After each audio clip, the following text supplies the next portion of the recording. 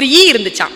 அந்த ஈயினுடைய மம்மி அந்த ஈ கிட்ட சொல்லிச்சான், நீ எங்க வேணாலும் போ, இந்த பளபளன்னு ஒரு காகிதம் இருக்கும், அந்த காகிதத்துல மேல மட்டும் உட்காராத. உங்க அப்பா இருக்கார்ல, அவர் அதுலதான் செத்து போனாரு, நீ அங்க மட்டும் உட்காராத. இது இப்படியே பயந்துகிட்டே இருந்துருச்சு. அந்த பளபளப்பு காகித பக்கத்துல போவே இல்லை. கொஞ்ச நாள் போக அம்மா போயிட்டு சேர்ந்துட்டாங்க. இதனுடைய ஃப்ரெண்ட்ஸ் இருக்காங்கல்ல, அவங்க எல்லாருமே அந்த பளபளப்பு காகிதத்துல போய் உட்காரதும் வர்றதுமா பயங்கர சாகசம் பண்றாங்க. இந்த ஈ பாக்குது.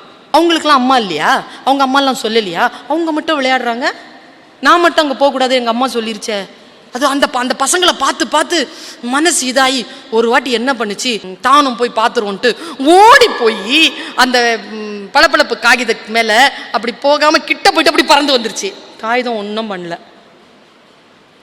ஒன்றுமே பண்ணலையே. ஏன் இந்த அம்மா என்ன பயமுறுத்துச்சு? மறுபடியும் அந்த ஃப்ரெண்ட்ஸ் எல்லாம் அங்கே போய் ஜாலியாக இருக்கிறாங்க. இது மறுபடியும் என்ன பண்ணுச்சு, நேராக போய் சும்மா ஒரு காலை மட்டும் அப்படி தொட்டுட்டு வந்துச்சு. ஒன்றும் நடக்கலை. பாரு, அது நம்ம போயிட்டு வரோம், அது ஒன்றும் செய்யலை, எங்கள் அம்மா இதை வேணான்னு சொல்லிச்சேன்னு. மறுபடியும் போய் கொஞ்சம் நேரம் பறந்து பறந்து திரிஞ்சு அது மேலே உட்காந்துச்சு. பாருங்க, அவ்வளவு பிரமாதமாக இருக்குது. ஏன்னா தன் முகம் தானே தெரிகிறது, பளபளப்பாக இருக்கிறது, வழுக்குது. அப்படி ஓடி கீடி மறுபடியும் ஃப்ரெண்ட்ஸோடு சேர்ந்து பறந்து வந்து 2-3 வாட்டி பறந்து பறந்து வந்து ஜாலியாக விளையாடிருச்சு. 4வது தடவை பறந்து போச்சு. அது போய் ஜாலியாக விளையாடுறேன்னு சொல்லிட்டு அதில் உட்காந்துச்சு. அந்த சுகத்தில் படுத்து தூங்கிருச்சு. முழிக்குது. முழிச்சா தன்னுடைய ஒரு ரெக்கை இருக்குல்ல, அது அந்த காகிதத்தில் ஒட்டிக்குச்சு. அதால் பறக்க முடியல.